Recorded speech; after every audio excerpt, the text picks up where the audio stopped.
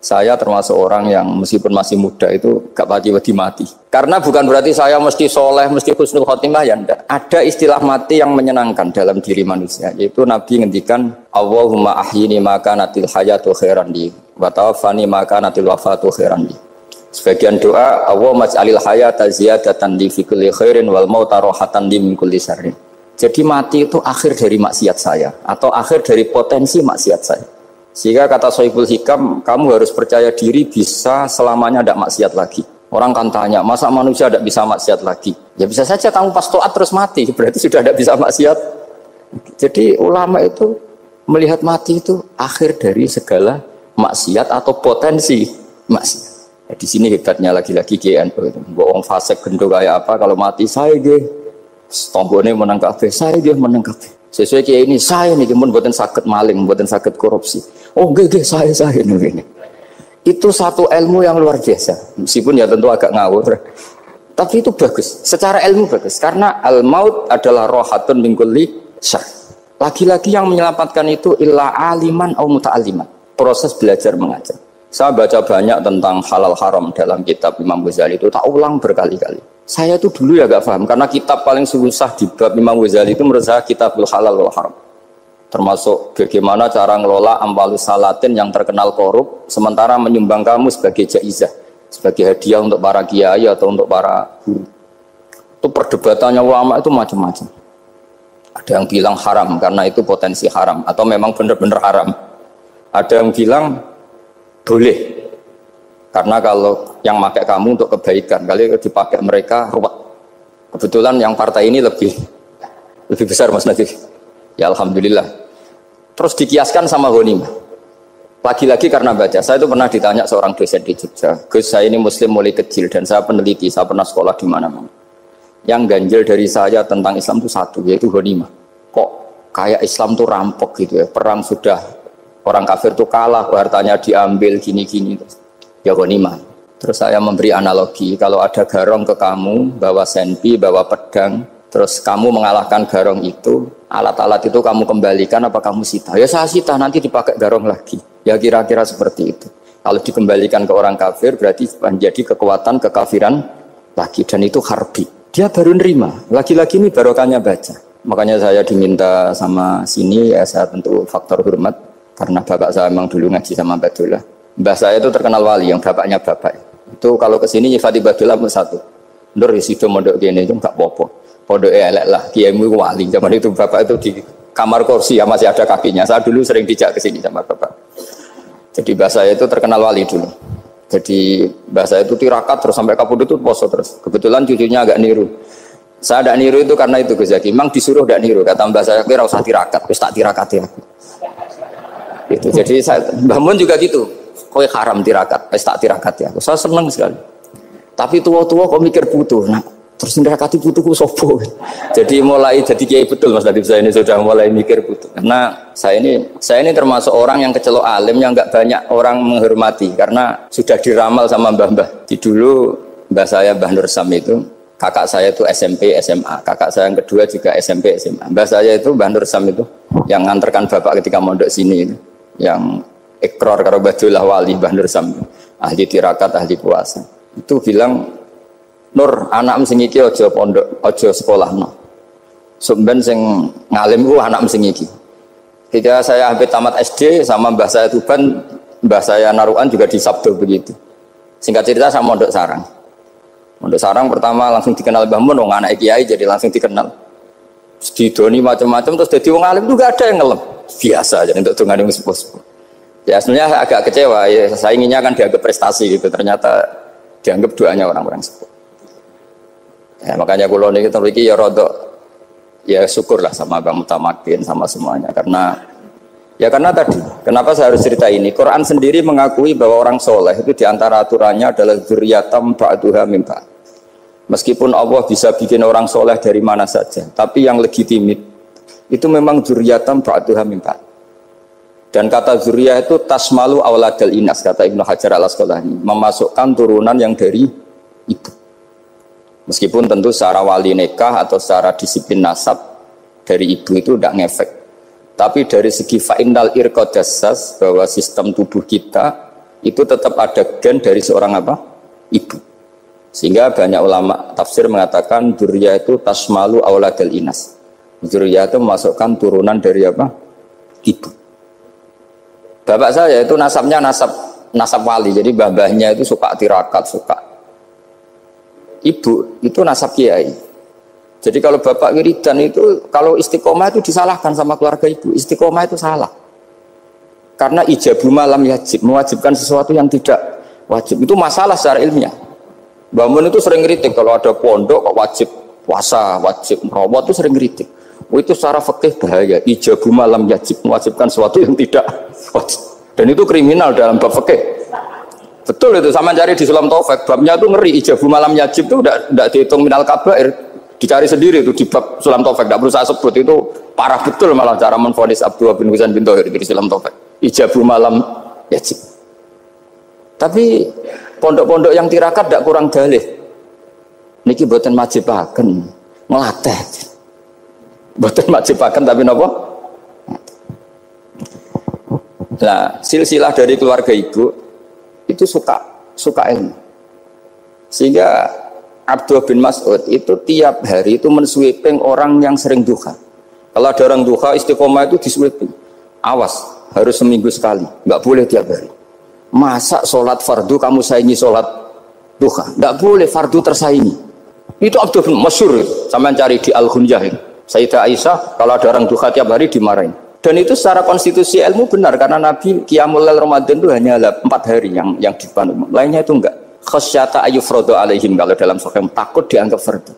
Akhirnya istiqomah itu masalah di keluarga saya yang dari ibu. Nah kebetulan kita ini suka ada istiqomah, akhirnya ya seperti ini. Tapi ini ilmu harus kita bicarakan. Tapi yang istiqomah, bapak itu pengagum Badulah. Bapak itu suka sama istiqomah karena punya guru dulu Ki Zubaidi istiqomah, Badulah istiqomah. Tapi jangan kira Badulah itu hanya istiqomah. Saya punya sanad banyak, mungkin Gus Zaki lebih tahu. Sering saya diceritani bapak. Badulah itu anak ambek wong fase teman-teman itu rapati cocok.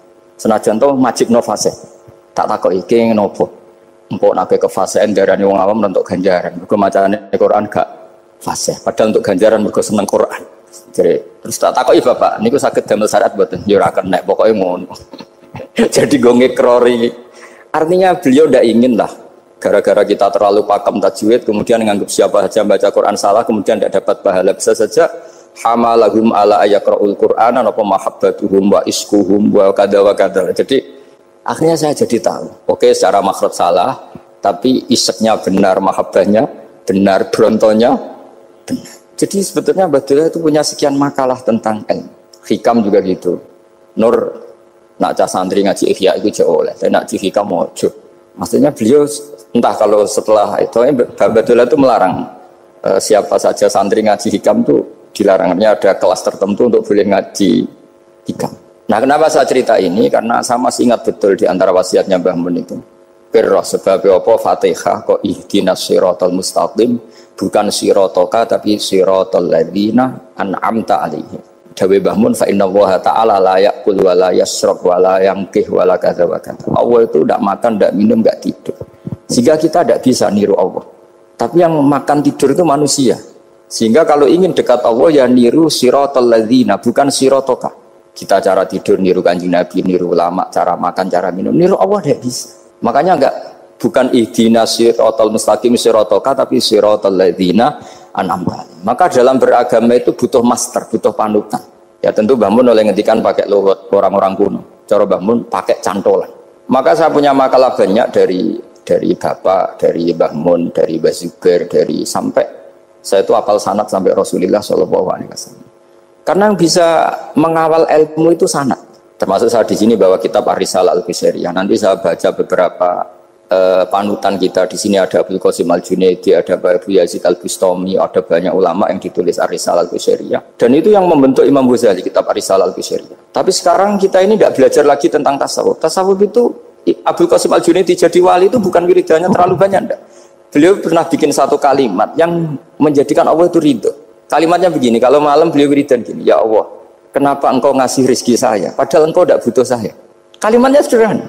Kalau seorang majikan ngasih servis sama karyawannya, memang butuh pekerjaannya. Orang tua ke anak butuh kasih sayangnya. Tapi engkau ini zat yang tidak butuh saya, tidak butuh kita, ngapain ngasih? Jadi punya sisi betapa Allah itu luar biasa. Wong tidak butuh kok ngasih, itu kan luar biasa. Jadi karena mensifati seperti itu Allah itu ridho. Itu luar biasa. Normalnya orang memberi itu kan, apalagi orang memberi kiai itu kacau sekali. 1.000 jaluk swarga. Salam template 1 juta wae jaluk apa? Swarga itu parah lagi. Nanti kalau enggak masuk surga tunda-tunda. Itu ngeri lagi itu 1 juta minta apa? Surga. Sayyidina Ali itu diantara sebabnya beliau dekat Allah itu karena muamalahnya sama Allah itu benar. Di antara muamalah itu yang diriwayatkan di kitab Ar-Risalah itu syariah adalah masyhur itu. Kafani izzan antakuna li rabban wa kafani fakhran an aku nalaka abdan. Tiap malam ya beritanya itu. Ya Allah, saya sungguh sangat mulia karena engkau yang jadi Tuhan. Coba kalau saya dituhani manusia yang mati atau dituhani siapa yang mati juga. Wa kafani fakhran an aku nalaka abdan. Saya ini bangga sekali karena jadi budak, jadi hamba zat yang tidak mati. Jadi pakem-pakem yang menjadi masyrab kalau dalam bahasa tasawuf itu yang menjadikan wali. Sehingga yang dikatakan ibadah itu apa? Ma'rifatullah, mengenali Allah secara benar. Jadi jangan kira wali-wali dulu terus terlalu istiqomah, ada juga. Mereka punya pakem yang menjadikan Allah itu ridho. Saya beri contoh nih di sini banyak makalah nanti saya beberapa baca tabarruk. Banyak riwayat dari orang-orang sufi. Nabi Ibrahim itu pernah ketemu orang Majusi. Beliau terkenal sakhok, terkenal sakhiyah. Ketika ketemu orang Majusi, ya Ibrahim saya ini sehari saja ngasih makan saya. Kamu kan tukang ngasih makan orang. Terus ya tapi bisarti antus lima, kamu harus Islam. Fikihnya Nabi Ibrahim adalah kalau saya menolong dia berarti nolong orang kafir. Setelah orang itu lewat berlalu karena Nabi Ibrahim gak mau hormat, Allah memberi wahyu ke Nabi Ibrahim. Kenapa ya Ibrahim tidak kamu terima 1 hari, kamu kasih makan 1 hari? Ya karena dia Majusi. Kata Allah, dia umurnya berapa? 60 tahun. Tanyakan, pernah kelaparan kan hanya hari ini? Iya ya Allah. 60 tahun dia kafir tak kasih makan. Minta kamu sehari aja kok gak boleh. Akhirnya Nabi Ibrahim dipanggil orang Majusi, dikejar dipanggil. Ayo tak kasih makan 1 hari. Kok kamu sekarang jadi baik? Habis ditegur Tuhan. Terus kata, ahakada yu'amiluni. Apa seperti itu Tuhanmu mengu'alamalai saya? Ya na'am. Akhirnya Islam orang Majusi. Jadi itu lagi-lagi ilmu. Jadi yang dikatakan ilmu itu satu teori atau kalimah atau apa saja yang menjadikan kita ini pakem. Meskipun pakem itu kadang sulit diterima orang-orang khusyuk. Orang khusyuk itu ya nyun sewu ada sisi nakalnya. Makanya Mbah Mun sering kayak jargon masyhur. Zada khusyuan, zada jahlan, tambah khusyuk tambah bodoh. Bukan bodoh dengan makna salah itu enggak. Memang kadang terus anti ilmu. Misalnya gini, ini contoh yang karena saya ini mengkhidmati ilmu, saya beri contoh yang urusan ilmu. Ada orang sujud diinjek orang fasik, kepalanya diinjek orang fasik. Terus si orang yang sujud tadi ini ada di Sahih Muslim, juga ada di Ihya. Wallahi la yaghfiru wa laka. Pakai sumpah, wallahi la yaghfiru wa laka. Allah langsung mewahyukan ke Nabi fi hadzal zaman, fi tilka zaman atau fi dzalika zaman. Man dzalladzi yata'alla alayya alla aghfira li fulan qad ghafartu lahu wa ahbattu amalak. Katakan ke orang itu, siapa yang mencatut nama saya yang hanya berstatus tidak memaafkan. Itu enggak fair. Saya ini Tuhan kok bisa yaghfir, bisa yu'adzib. Kok sifat saya tinggal 1 yu'adzib, itu gimana? Dicatut separuh itu Allah tidak terima. Tapi kalau kita baca Quran, saya ini sama orang fasik ya benci. Saya ini orang soleh, setidaknya pura-pura soleh lah. Karena di depan para kiai. Tapi mau tidak mau. Ketika Allah mensifati dirinya tentang orang munafik gimana? Wa yu'adzibal munafiqina in sya'a au jatuh. Itu cocok tidak cocok, potensi memberi tobat itu ada. Meskipun sama kalau orang munafik, tapi ya tetap bacanya wa yu'adzibal munafiqina ya in sya'a au jatuh.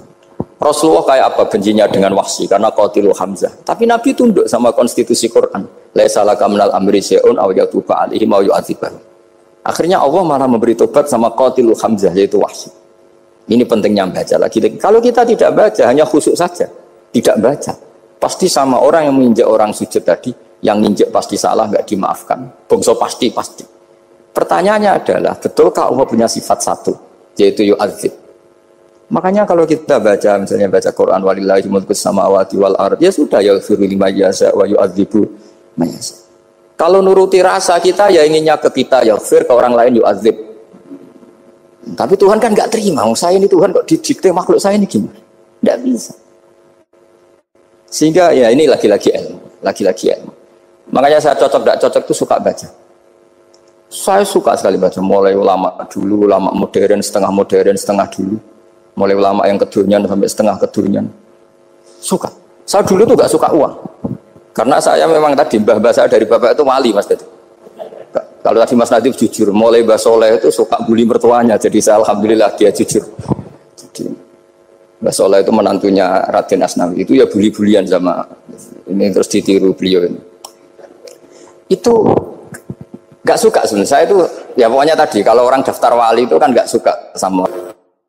Karena mereka nangis ketika Allah ngendikan wa aqridu atau ayat-ayat anfiku atau orang baik disifati wa aqridu wa qardan hasanah. Itu hadal khitab li ahlil jibdi was sarwah. Ini khitab untuk orang kaya. Kalau isin Gusti jenengan nampen ngongkon infak kok kalau diinfaki. Jenengan nampen ngongkon ngamal kok kalau di ngamali. Jadi maka yuhibbunal mal, mereka tidak suka harta. Walakin diana luladzatal khitab bil infak, dan itu harus kaya dulu untuk bisa infak. Jadi itu uniknya. Akhirnya saya Imam Sa'roni penting juga kaya. Jadi wali untuk suka harta itu nunggu diperintahkan Allah. Alhamdulillah kita tidak, sudah wali dulu karena sudah senang harta wali. Jadi kayaknya keren kita dibanding wali-wali itu. Artinya wali itu tahu pentingnya harta setelah jadi wali. Kita alhamdulillah mulai kecil sudah tahu pentingnya harta. Kayaknya kita lebih wali. Imam Syafi'i itu dulu gak suka sama orang kaya. Saya berkali-kali ceritain. Karena dia dididik Sufyan As-Tsauri, Sufyan bin Uyainah. Tapi ketika ketemu Imam Malik itu kaya raya. Meskipun dia hidupnya sederhana, tapi kaya raya. Pas beliau mau, Imam Syafi'i dia agak-agak sopan kalau sekarang tanya, setelah jenengan ilmu yang saya harus ambil siapa?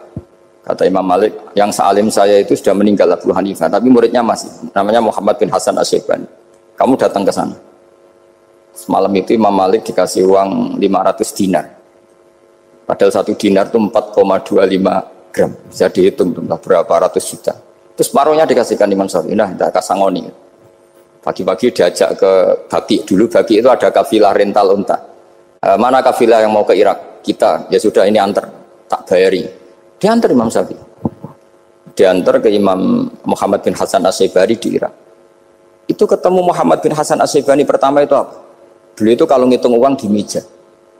Emas-emasnya di meja, uangnya dolar, semuanya di meja. Tambah kaget, ini saya sama Imam Malik ingkar, ini malah lebih parah lagi.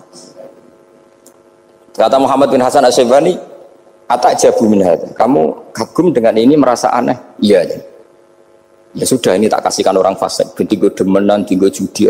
Jangan, jenengan saja. Kalau jenengan kan orang soleh dipakai kebaikan, berarti orang soleh boleh kaya. Angsal-angsal kan itu. Semenjak itu Imam Syafi'i kebablasan. Sampai fatwa kiai fakir itu haram. Kiai bisa bikin rumah bagus, bikin rumah jelek, haram. Suasana al-Islam ya Allah wala yulah. Nah, lagi-lagi kebetulan kita sebelum ngaji Imam Syafi'i sudah seperti itu. Jadi ini justifikasi. Lagi-lagi itu ilmu. Saya ulang lagi itu akhirnya saya baca kitabnya Imam Sa'roni namanya Al-Minanul Kubro. Itu beliau cerita wa mimma manallahu alaihi. Kesannya kayak orang sombong. Tapi sebetulnya yang sopan itu yang sombong. Karena Imam Sa'roni kan bilang, kamu harus memaklumatkan diri kalau antum minal ulama il amilin. Kamu termasuk ulama yang amilin. Terus ditanya sama orang-orang, bagaimana kalau nyatanya ndak? Kamu tadi subuh sholat, iya saya sholat. Kamu tadi zuhur sholat, iya saya sholat. Kenapa ketika kamu maksiat ingat terus, ketika kamu taat tidak ingat? Berarti kamu anggap Allah itu menyesatkan kamu taat, tidak pernah ngasih hidayah sama kamu. Pas delok rondo ning dalan kok maksiat, bar salat atau syukur, bar zuhur atau syukur berasa. Berarti kan nyifati Allah, hari ini Allah ngasih saya maksiat. Sementara lupa kalau Allah ngasih salat zuhur, salat asar, salat maghrib, salat isya. Oh sudah di situ al-Minanul Kubro, orang itu soleh semua. Nah saya itu termasuk orang yang didikte oleh kitab, terbentuk oleh kitab Al-Minanul Kubro. Jadi di situ hidup itu enak semua. Makanya saya itu masih ingat dialeknya dua orang alim. Nggak perlu saya sebutkan, ini agak sensitif karena ceritanya itu ada anaknya kiai mau nyalek. Karena dia anaknya kiai tanya, Mbah dalilnya nopo nanti yang kepengen jadi jabatan, mencari jabatan pusat. Kalau yang jawab tak sebut nggak apa-apa namanya. Jawabnya Mbah Mun, oleh gak apa-apa. Nabi Yusuf juga ada jabatan. Terus beliau baca qalat alni ala khuzainil ardi inni khafifun alim. Nabi Yusuf juga ada jabatan ya Rabb. Didebat sama orang alim. Itu Nabi Yusuf, syariatnya itu mansukhah bi syariati Rasulullah Muhammad sallallahu alaihi wasallam. Setelah tamunya pulang, Mbah Mun dibantah gitu. Dari Mbah Mun gini bilang, anut kiai wae oleh pemenang anut nabi. Sama singkat kalimatnya. Anut kiai wae oleh pemenang anut. Artinya Nabi Yusuf kan minta jabatan ij'alni ala khuzainil ard. Jadi akhirnya semenjak itu fikih-fikih ilmu tadi saya ulang lagi. Akhirnya saya cari, termasuk saya disuruh bangun. Saya golekno dalile nak wong soleh kok oleh jabat. Katanya wong dalil kok diorder saya ya sempat. Ternyata saya cari-cari ya tadi am yahsudunan nasa alama atahum wa min fadlillah faqad ataina ala ibrahim alkitab wal hikmata wa atainahum mulkan azim. Keluarga Nabi Ibrahim di antara sifat yang disebutkan Allah adalah dikasih mulkan azim. Sebab itu akhirnya kiai Indonesia itu mazhabnya Safiyah semua. Politik ya kerso, jabat ya kerso, proposal ya kerso. Saya ini, maksud saya ini yang menyelamatkan ilmu. Kalau orang khusuk pasti gedeng. Kiai kok gelem proposal, kiai kok para pejabat. Tapi orang ilmu setuju. Nah saya nggak tahu setujunya itu bawaan ilmu apa bawaan nafsu tadi itu yang mulai saya data. Nah kalau saya kan bawaan ilmu saya baca. Itu bedanya saya dengan Mas Nadif jadi bawaan baca. Karena kemarin saya dibully habis-habisan di Kudus, saya tidak punya kesempatan bicara di menantunya Neng Mu'ah. Wah ini kurang ajar betul orang ini kata saya. Tapi saya nyari sisi positifnya. Kalau saya dibully kan saya madlum. Orang madlum gampang jadi wali. Yang dia bully berarti zalim ya sudah berarti wali saya gitu. Nah supaya dia juga wali sekarang tak bully supaya impas gitu. Jadi ini nolong beliau.